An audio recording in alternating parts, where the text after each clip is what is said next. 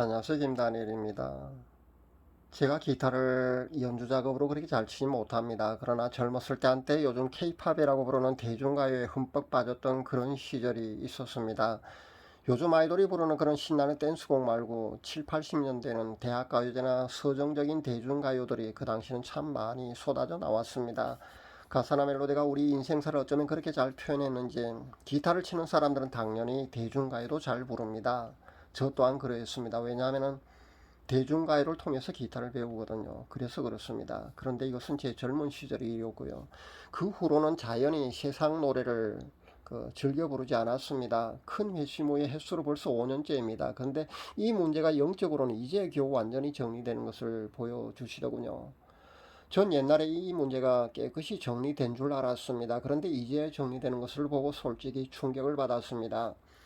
그렇지 않으면서 직업이 가수인 사람들은 그러면 어떨까 생각하니까 정말 아찔하기만 하군요. 이런 분들 아마 이런 문제가 영적으로 완전히 정리가 안 된다는 그런 말이 되니까 정말 안타깝습니다. 아직도 크리스찬이면서 노래방에서 세상 노래를 그렇게 신나게 부르는 그런 크리스찬들이 꽤 많이 있는 걸로 압니다. 하나님을 찬양토로 지음받은 우리 입술로 세상 노래를 즐겨 부르고 감상하는 크리스찬들은 회개할 수 있어야 합니다. 그리고 하루빨리 이제는 세상 문화를 단절하고 우리 주님께 집중할 수 있어야 합니다. 그런 의미에서 제가 이 간증을 드립니다. 제가 태어난 고향집 방에 K-팝 오디션이 열리고 있었습니다. 원래 방은 작습니다. 우리가 잠자는 방 말입니다. 그런데 제가 본 환상 속의 방은 지금의 K-팝 오디션장만큼 그런 콘서트 홀만큼 그렇게 컸습니다. 여러 참가자들이 대기하고 있었고 서로 그 오디션에 합격하기 위해서 발성 연습도 하고 그렇게 연습을 하며 대기하고 있었습니다. 제가 아마 이 행사를 주관하는 PD 같아 보였습니다. 그런데 장면이 바뀌어서 이번에는 제가 집 밖에서 소똥 같은 그런 더러운 오물질을 청소하는 것이 그런 장면이 보이더군요. 삽으로 떠서 열심히 땀을 뻘뻘 흘리면서 그렇게 치우는 장면이 보였습니다. 그러자 방안 오디션장에 있던 참가자들이 하나둘 방문을 열고 모두가 밖으로 나가버리는 그런 장면이 보였습니다. 고향집 방은 제 마음이거든요. 그리고 집 밖은 제 주변 환경으로 그렇게 구역이 조금 더 넓어지는 것으로 그렇게 보면 될 듯합니다. 그동안 회개하고 대중가를 즐겨 듣지도 않고 부르지도 않았는데도 불구하고 예전에 그 불순물들이 영적으로 이제야 깨끗이 정리된다고 그렇게 보시면 될 듯합니다. 그러니까 영적으로까지 깨끗하게 정리되려면 이만큼 어렵다고 보시면 여러분이 그렇게 이해를 하시면 좋을 듯합니다. 아직도 세상 것들을 단절하지 못한 분들이 혹시 계시다면 제 간증이 여러분의 경각심을 일깨우는 그런 간증이 되었기를 바라면서 이 간증을 드립니다. 제가 대중가요 한 가지만 국한했습니다만 대중가요 말고도요. 여러분이 TV를 보는 것이나 드라마 그리고 영화 감상 그리고 게임하는 것 이 모든 것도 여기에 포함시켜서 한번 대비시켜 보시기를 바랍니다.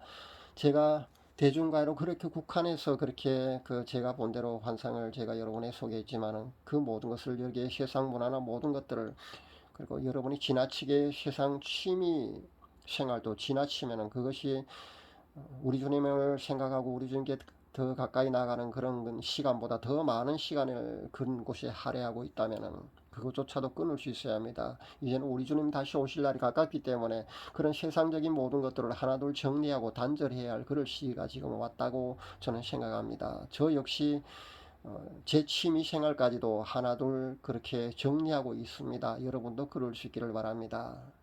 그래야만 합니다. 그래서 우리 주님께 이제는 집중할 때가 되었다는 것을 분명히 말씀드립니다. 그렇지 않은 당연히 세상 노래를 감상하거나 부르면 절대 안 됩니다. 예전에 제가 기도원에서 어느 목사님이 나오나 히트곡입니까? 거기에다가 하나님을 찬양하는 그 가사로 개사를 해서 그렇게 나오나의 제슈추어까지 그렇게 신나게 곁들여서 그렇게 세상 춤을 추면서 그렇게 부르는 동영상을 본 적이 있습니다. 제가 그것을 보면서 마음이 정말 많이 아팠습니다. 여러분 대중가요적 세상 노래를 크리스찬이 감상하거나 부르는 것을 두고서도 인본주의적인 목회자는 괜찮다는 그런 메시지를 전하는 것을 제가 여러 보았습니다. 리얼 메시지입니까? 거기에 보니까 그 젊은 사역자는 세상 노래도 불러도 괜찮다는 식으로 그런 메시지를 전하고 있더군요. 이 목회자는 해박한 지식과 고급스러운 의의와 그런 논리적인 그런 문장, 그리고 아주 달변입니다. 그래서 많은 그 유튜버를 구독자를 가지고 있는 그런 인기 있는 유튜버입니다. 근데 아직도 젊으니까 아마 이렇게 인본주의적인 그런 메시지를 전하고 있는 걸로 압니다. 물론 나이가 더 들고 신앙 체험을 더 많이 하고 그렇게 은혜를 많이 경험하게 되면은 앞으로 그런 영적인 메시지도 많이 전할 수 있으리라고 저는 생각해 봅니다. 그러나 지금 당장은 보면은 전체적인 그 내용에서 인본주의적인 그런 메시지가 너무 많다는 겁니다.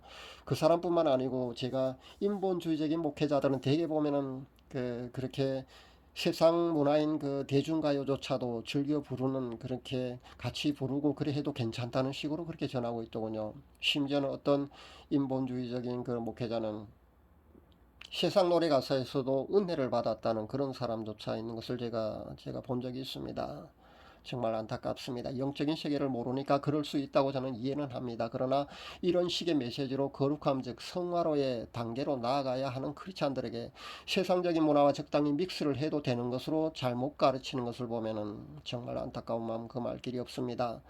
하나님이 사람을 창조하신 목적이 하나님이 찬양으로 영광 받으시기 위해서 그렇게 창조하셨지 않습니까? 그런데 그 하나님께 찬양 드려야 하는 그 입술로 세상 노래를 부르다니요, 있을 수 없는 일이라는 것을 우리는 알아야 합니다. 제가 한국교회 음악의 타락과 함께 한국교회 배도도 행해졌다고 제가 분명히 그렇게 지적해 드렸습니다. 이 음악은 사탄의 주특기거든요.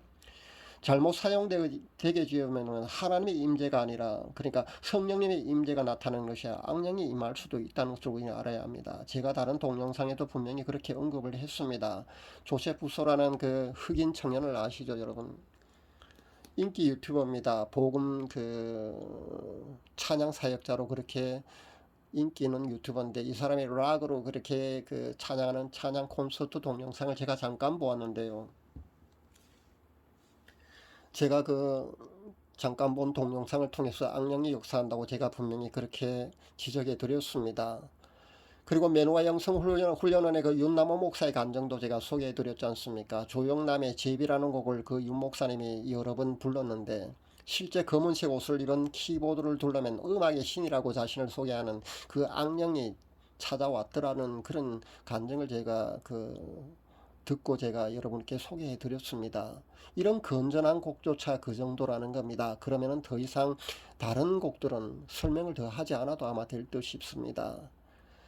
크리스찬임에서 아직도 세상 문화, 특히 세상 노래인 대중가요를 감상하거나 즐겨 부르는 사람이 있다면 반드시 지금 당장 그것을 끊을 수 있어야겠습니다. 세상 노래뿐만 아닙니다. 지금은 몸 찬양도 하고 있더군요. 근데 몸 찬양이 모 기도원에서 보니까 요즘 아이돌이 추는 그 춤 있지 않습니까? 그런 세상적인 그런 춤으로 몸 찬양을 하고 있더군요. 근데 이 기도원의 음악 그 자체가요, 세상 그 방식으로 드리고 있더라는 겁니다. 그러니까 이 기도원 같은 데는 여러분이 만약에 들어가서 그 은혜 받으려고 들어갔다가 여러분 잘못하면 성령님의 임재가 아니라 다른 것을 받을 수 있다는 걸 여러분 아셔야 합니다. 음악의 타락과 함께 모든 것이 잘못되어진다는 것을 여러분이 아셔야 합니다. 예배 음악이 타락하게 되면 하나님의 성령이 임재하시는 것이 아니라는 것을 여러분 아셔야 합니다. 세상과 적당히 타협하는 그런 신앙생활, 한 달에는 세상에 그리고 한 달에는 교회에 두고 이쪽 저쪽을 왔다 갔다 하는 그런 식의 신앙생활에서 이제는 우리가 벗어나야 됩니다. 그럴 수 있기를 권면드립니다. 우리 주님 다시 오실 날이 멀지 않은 이때 이제는 세상적인 것들로부터 하나둘 우리가 단절할 수 있어야 합니다.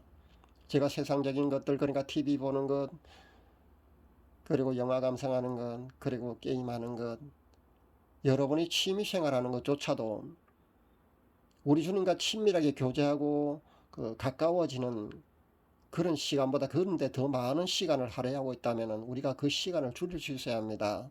여러분이 좋아하는 취미생활도 줄일 수 있어야 된다는 겁니다. 그렇게 세상 문화와 단절하고, 그리고 여러분이 좋아하는 것들을, 그런 시간을 줄이고 그렇게 우리 주님과 더 많은 시간을 보내야 할 때가 지금이라고 저는 생각합니다. 저 역시 제가 좋아하는 그런 취미생활까지도 이제는 하나둘 정리하고 있습니다. 여러분도 그럴 수 있기를 바랍니다. 그렇게 해서 우리 주님께 더 많은 시간을 할애하고 그분께 더 집중할 수 있어야 합니다. 이제는 그럴 시기가 되었다는 겁니다. 오직 우리 주님 하나 바라보는 그런 신앙생활로 나아가야 한다는 겁니다. 저는 인기 있는 수만 명의 구독자를 거느린 그런 인기 유튜버가 되고 싶지는 않습니다. 보니까 댓글을 막아놓은 것을 보니까 그 악플이 그렇게 많이 달려서 아마 댓글이 그렇게 댓글을 막아놓은 것 같더라고요. 저도 가끔 악플이 달립니다만은 악플이 달리면 상처를 많이 받거든요. 영적으로 많이 다칩니다. 여러분 그 제 메시지를 듣는 여러분들은 다른데 그 들어가서 악플은 절대 달지 마시기를 바랍니다. 맞지 않으면 그냥 구독을 취소하고 나가면 됩니다. 그런데 악플을 다는 사람이 꽤 많이 있다는 겁니다. 그래서 수만 명의 구독자를 거느린 복음 사역자들은 거의가 댓글창을 막아 놓습니다. 왜냐하면 그 악플을 통해서 복음 사역자가 상처를 받고 영혼의 그 깊은 상처를 남기게 됩니다. 그래서 영적으로 굉장히 아파집니다. 그렇기 때문에 아마 그 수만 명의 구독자를 거느린 그런 복음 사역자들은 아마 댓글창을 막아 놓는 것 같습니다. 저는 아직도 그런 심각한 댓글 악플을 경험해 보지는 않았습니다만은 아마 그런 것 같습니다. 저는 인기 있는 그런 수만 명의 구독자가 있는 그런 유튜버가 되고 싶지는 않습니다. 그런 복음 유튜버가 되고 싶지는 않습니다. 하지만 비록 소수 그러니까 단 몇 명만이라도 제 메시지를 듣고 신앙생활하는 크리스찬 중에서 휴고 신부들과 그리고 순교 사명자들이 여럿 나오기를 저는 간절히 소원합니다. 이 메시지를 듣는 여러분들이 그 주인공이 되시기를 간절히 기도합니다. 감사합니다.